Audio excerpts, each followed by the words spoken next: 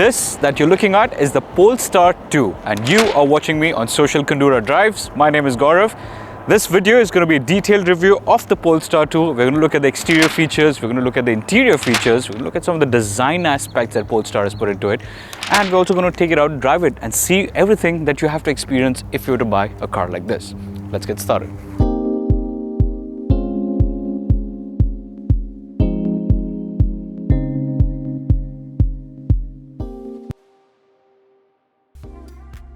Now that's what the front of the car looks like, and as soon as you look at the car, you see the signature hammer Thor lines on the headlights. Remind me again, which brand does this? Volvo's. You're correct. Now why does this car look very similar to a Volvo? There's a long story behind it. Polestar was originally an engine manufacturer company, an electric engine manufacturer company that used to participate in races. Polestar brand was then acquired by Volvo in 2015 to create the new generation of electric performance cars, which is why all design elements from the Volvos are carried forward on the Polestar. Exterior, interior, which also means the build quality is brought by Volvo. So what you have over here is a beautiful package of Swedish design, brilliant performance aspects with the Polestar, and some intelligent engineering that makes sure that this car is something that you definitely need to look at. So right off the start, as you notice, we look at the signature Thor headlights, which is signature to the Volvo designs, and these are all LEDs as you could expect from this. And you also have the integrated fog lamps that's over there, which is also an LED system. Now there's a grille up here. I'm not sure why you need a grille on an electric car, but Polestar says it's to add further sensors and functions that you might need into the good front. You do get a 360-degree camera over here. You have the Polestar logo, and if you look around over here, you have your parking integrated sensors that is all across over there. What I particularly like about this car is it does not look like a traditional electric car. When you look at the other electric cars, it looks very electric-y, if you know what I mean. This looks like a normal car that is not electric. That's one of the most beautiful designs that we see in the market. Now, you know, most of the electric cars have fancy fins and snazzy things and sharp lines and all of that stuff to give it a very distinctive and an edgy look. The Polestar 2 maintains a very quiet and a very docile look. When you look at this car in the streets, you won't even notice it's an electric or a very fast performance car. It's very docile. Now, some people might love it, some people might not. The Volvo design signature now is to be very subtle and very docile, and this sort of works with that. What you'll notice over here, hiding behind these 20-inch Y-shaped wheels, is the Brembo branding. That's because this is a performance car, so it needs those kind of brakes. And you also get the Sport Compact Continental tires from the factory, making sure you have enough grip that you wall across. Now, this is something I'm not a big fan of. The Polestar 2 is a sticker that's put over here, and it's not properly cut. It kind of looks like an aftermarket that someone has just gone in and stuck it over there. So this particular thing I'm not a really big fan of. I would have loved to see the chrome or the plastic letters and the logos over here. The mirrors, they have an integrated turn signal, and they also get your blind spot warning, and it also appears to be a frameless mirror when you look at it from the inside. The entire car on the sides also now sports a dual tone section, so all of these sections of the car is white and this section is black. So it looks very distinctive, gives it a very nice edgy look that you might sort of look for in certain different angles. Now here's where you charge the car. You pop this open and you are welcomed with your charge port and your electric. All the options that you can see is all over here, very conveniently placed. Now going around the back with what this car has to offer, you'll see very distinctive C-shaped lights that you can see. They've got an LED turning signal all across over here. All the light systems on the back are all LEDs, and you also get these sensors on the back, which is your parking sensors, which is integrated onto the back. And a dual tone over here as well. You have these hard plastics, which is on the lower section of the car, and then you have the rest of the hood that goes all across over here. Now what's really interesting is this glass appears to be normal when you look at it from the outside, but from the inside it's got some stuff to it. You also get a shark fin antenna, which is factory standard, and you get a very intelligent sunroof, which is not exactly straight. It has a few curves and lines all across it. That's everything that the car has to offer from the outside. Let's jump inside and see what the interiors look like and sit inside. Now the inside of the Polestar is a very rather interesting place to be. The first thing that you notice right off is the yellow seat belts. Now this is the only car that I've seen that has these very distinctive yellow seat belts. This yellow seat belt is distinctive that the car has Polestar engineering design into it. And if you're looking at the buckle over here, it says since 1959. So that's something, an interesting trivia that you need to see on board when you're on the Polestar. What really excites me about this car is how well everything is laid out and the quality of materials that's used all across. Right on the front, you have a beautiful 12.3-inch display screen that measures all the important stuff that you need to know, from your range to your steering sensors to your battery level to the gear that you have. Now the screen has two modes. There's one which is the navigation mode, where the entire screen becomes into a navigation screen and it shows you all the vital information that you need, and the other is a driving mode. On the driving mode, the only two set of information that you get is the range and the speed and the gear that you're covering on. So very distinctive and very distraction free is what Polestar calls it. Over here you get this beautiful stitch of metals which I really like. It gives a very nice feel to it. What I particularly like is this steel handle over here. Gives you a very premium feel that the car has to have, and as soon as I enter into the car I can get that premium feel which is expected. Of course, speakers hidden over here. Very nice, this very Volvo-ish vent that you can see over here. And this is also straight from the Volvo, which is my cruise control systems, my speed systems and all of those things. What I particularly love is how good the steering feels. The steering is a little bigger than you would find on the normal cars, and that adds to the entire drivability that I feel this car has to offer, which is slightly different from the other cars that you see in the market. What really interests me more is the way these AC vents are designed. Unlike traditional cars where we always see the AC vents up over here, on the Polestar I'm very excited to see that these have actually been vented over there, and they actually work really well when it comes to cooling it down as the vents are directed towards you. Hiding behind the AC vents, I spot the Harman Kardon system. This is a beautiful sounding system with 14 speakers on board and a subwoofer, which gives you a very immersive sound system that is all across. Huge front windshield up over here, and you get that very good open air feeling also thanks to the big sunroof right over here. Center stage is with this 11.4-inch display which is in combination with Google, so you get a lot of Google stuff that is preloaded from the factory, and you get all your basic stuff that is there. What I do feel lacks in this is some of the settings of the features which I would appreciate if they were more upfront. For example, if you look at the driving feel or if you look at the modes, it's very laid out, it's very straightforward. When you go to the assist, you have all of those things very well set. But if I have to look at some stuff, for example, my charge and my scheduling and all of those things are great. If I have to go and look into all my apps, I have to click on this, I have to click on performance, I have to click on all of those things. So a little bit of a clutter, which I feel, but for the people that want what it is, it's great. And this is also the place where you get your 360 camera over here as well. What I particularly also enjoy and like the amount of ergonomics that has gone into this. When I'm in my driving position, this section over here allows me to rest my hand over here extremely comfortably, and it feels very natural. The second beauty is right in front of the gear lever selection, which is where most of the time when you're driving the car, your hands over here, your music controls are right here, which is the play, pause and the volume button. But the one button which I didn't expect to see here are the front and the back defrosters. I would have rather had the music sections, the buttons left and back instead of the defrosters, because you're going to be using that more often.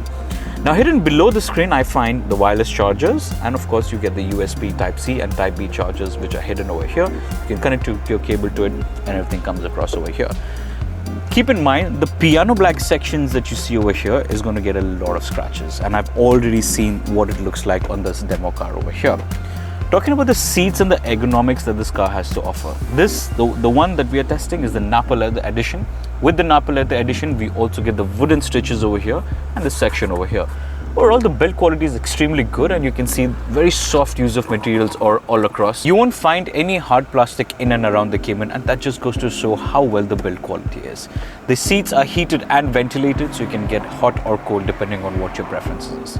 Of course, right above me, you see a massive sunroof, and that is something which is very interesting. Lots of storage spaces around the car on the sides, hidden storage spaces over here to keep your phone, and a lot of other things as well. Let's jump into the back and see what's happening there. Ooh, it is a little cramped here, unfortunately. I do feel a little cramped. There's virtually no headroom, and I'm not very tall. I'm just 5'5", but there's virtually no headroom that I can see. Not a very comfortable place to be at the back, to be honest with you. But I can get the same build materials over here. This just feels a little hard than the front. You got a speaker hidden over here, the beautiful design that's over here as well. What I particularly like is these vent designs. They are very nice and they're focused to each drivers. I have heated seats on the back, and I also have two USB Type-Cs. Unfortunately, there's no Type-B, so if you have an older device, you can't connect that over here. You have two USB Type-Cs. Heated seats are great, but what I would have really loved are cooled seats, because here in Dubai it's 50 degrees. prefer cool seats. Beautiful view that I can see of the front cabin from here. This is truly artistic. When I look at the side mirrors, when I look at everything from the back, it does feel like you're in a very, very premium car. I do appreciate the sunroof with all the different design characteristics that's going on. And obviously you have the yellow seat belts.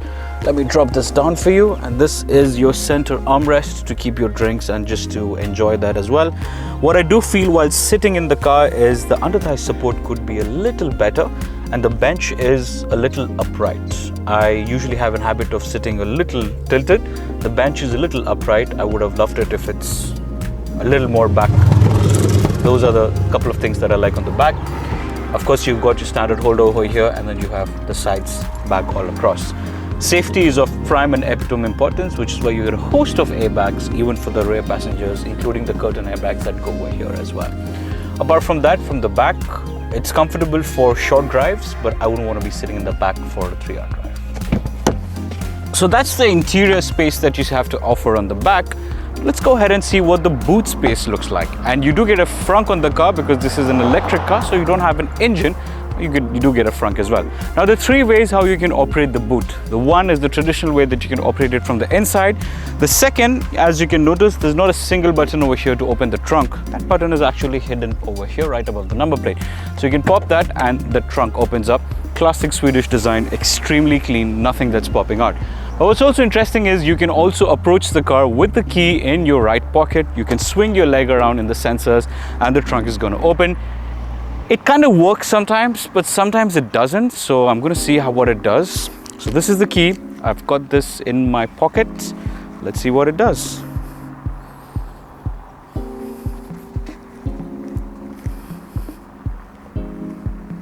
So my BMW has the same feature, and if I were to do that on my BMW, the trunk would be open by now. Now, as soon as you open the trunk, you're welcomed with 405 liters of trunk space, which is fairly big enough to put 2 suitcases. And if you do want to put your golf and skis as well, you can put that by dropping that down there. You get this integrated parcel shelf within the whole section. We've placed a bag here just to show you how much space it can take up and what are the other things.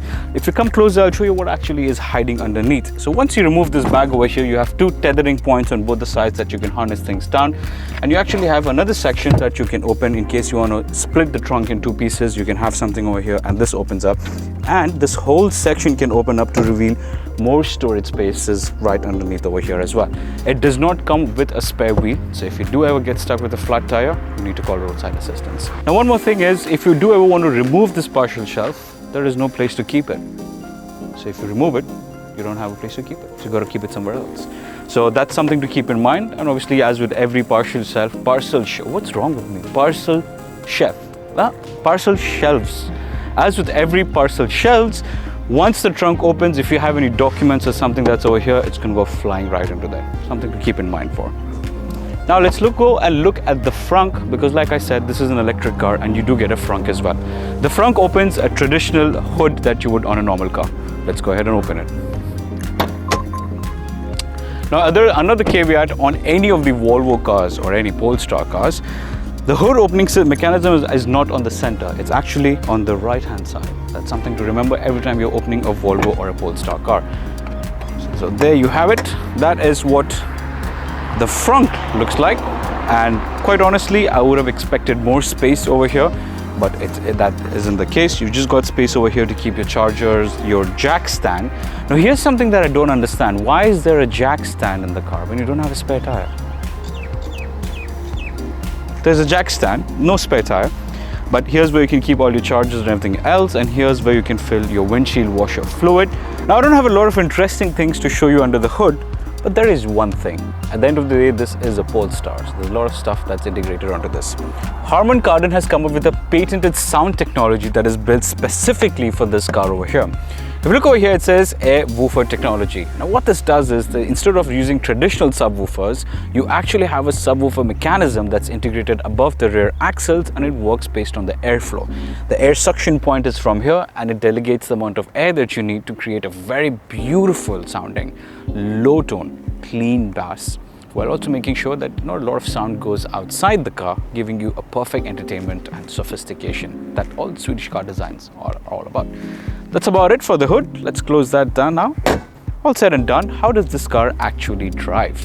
Let's get into the driver's seat and let's talk about driving this car. I'm sat in the Polestar 2 and this is the most exciting part where you get to actually drive the car and feel experience that this car has to offer. There are a couple of very distinctive features. First off, when you sit into the car, you see that when you adjust your mirrors, the entire mirror unit moves. It's not just the glass that's moving, the entire mirror moves as soon as you move the thing. That's a good fact. However, I do feel there's a big blind spot on both the mirrors when you're trying to change lanes. If there's a car right next to you, you don't get to see them. There is the blind spot markings, but sometimes the real eye is what it is. What's another interesting thing about is that the sunroof is actually pretty big, no doubt, but when the sun's glaring right at you, especially here in Dubai with the Dubai sun, it kind of gets annoying with the sun hitting on you. So you might need to get a roof for this or something of that sort. So we're off, and obviously it's an electric car, so it's going to be very smooth to drive. It's going to be very nimble. And what I want to talk about is the range and the overall drivability that this car has to offer. Now, the claimed range for this car is about 400 kilometers is what the claimed range is. The real life driving range is about 375 kilometers, 380 kilometers. The thing with these electric cars and the range is it really boils down to how you drive the car and which conditions that you're driving in as well. You could get a range of 450 kilometers if you drive like an old man, and if you're driving only highway driving. If you're doing a lot of city driving and if you do a lot of fast-paced driving, you might notice that the range technically drops, which is also the case as the same with internal combustion engines as well. Some things that I really like is the suspension is a little stiff for my liking. Of course, this is a sport-oriented car, but the suspension is a little stiff for my liking. And we spoke about the steering wheel as well. The steering wheel is much bigger than you would find in normal cars, and that really adds to the drivability that the car has to offer. I do appreciate the great visibility that we have all across. However, when you're trying to pull up to side curbs, it's a little difficult to gauge the dimensions of the car, which is where the 360 camera comes in handy. Obviously, on the display, which we spoke about earlier as well, I have the navigation mode on, so half of my screen is taken up by the navigation and the other two is taken up by the vital stats, which is the amount of battery that I have and the speed that I'm doing in. Driving the car as an electric, it's pretty interesting because the performance that the car offers is exhilarating. For people that sit in the car for the very first time, it's a different and a unique experience. In terms of drivability, there are a couple of controls that the driver has, ranging from whether you want the steering to be light for a city cruising mode, the mode that I have it on now, standard, or you want a firm. Firm is directed more towards the sports suspension. When you have a sports driving mode, that's when you'd like to go for a firm. Your electronic stability control as well can be put into sport mode, so that allows for a little bit of wiggle room all across over here. Now we are driving on the palm and we're exiting the palm. And if you're a Dubai resident, you know Palm is a little unforgiving when it comes to the suspension and the way that the roads are built up. And you can see with the stiffer suspension, the car is quite moving around quite a lot. It's not as planted or not as soft as you would prefer. So that's the thing that I'm talking about, slightly stiff suspension. But hey, at the end of the day, this is a performance-oriented car, so it's something that you need to compromise. Coming back to the way that the car drives, it does have the one pedal feature. Now what the one pedal feature does is when you lift your brake, when you lift your leg from the accelerator pedal, the car slows down automatically. This is similar what you would see on other regenerative braking cars like the Teslas and all those electric cars as well. You do have 3 settings for the one pedal drive, which is off. You can switch it off completely and you drive it like a normal car. You have the low setting where it's not as intrusive. And you also have the standard setting. The standard setting feels pretty much like a rubber band holding you back, and it's a different experience to get off as well. And you do have the creep mode on and off as well. Now what the creep mode does is, if you leave it on, it gradually creeps towards a stop. It doesn't come into a complete stop. If you leave it off, then as soon as you get your brake pedal off and the one pedal drive is off, the car sort of comes into that as well. Driving dynamics apart from that is pretty well, and I do like the acceleration bursts that you can do. Point in reference, you have this Land Cruiser next to me, foot down the brake and the car is gone. You do enjoy these small thrills, however with the limitation that you have with the speed limits, it can get quite interesting to make sure that you watch the speed limits. Currently exiting the Palm, we're doing 58 kilometers per hour, but given the high performance that this car has to offer, you need to be very responsible with what you're doing. The one thing which I do miss with driving around this car is the heads-up display. Now Polestars unfortunately don't come with a heads-up display, so you do not have a heads-up that's telling you all the vitals that you need to be looking at. Apart from that, the interior sound and noise cancellation is very well done, so you don't hear a lot of the outside of the car. and that's something that's very interesting when you do city drivings and all of those as well. The sunroof, which I mentioned above, with the sun coming in, can be a little bit of a distraction, but apart from that, it's very well laid out. Driving this car is very different from what you would imagine from an internal combustion engine, but it doesn't feel very electric-y. It's a different way that the car behaves. It's a different way that the car drives. It doesn't feel like you're driving an electric car, and that's a good thing because the driving dynamics are there. The car is very communicative. The steering wheel is extremely communicative. Brake pedals and everything is very communicative. So it doesn't feel like a bland electric car that you're driving around town as well. And that's one of the most interesting things that this Polestar 2 has to offer. So that's everything that the Polestar 2 has to offer. Thank you for joining in for this video. And I'd like to remind everyone, these electric cars are ridiculously fast. So drive responsibly, be aware of your surroundings, and make sure everything around you is safe. Fasten your seatbelts as well. For more such videos, make sure you like, share, and subscribe to these videos. Follow us on Instagram over here, and I'll see you on the next video.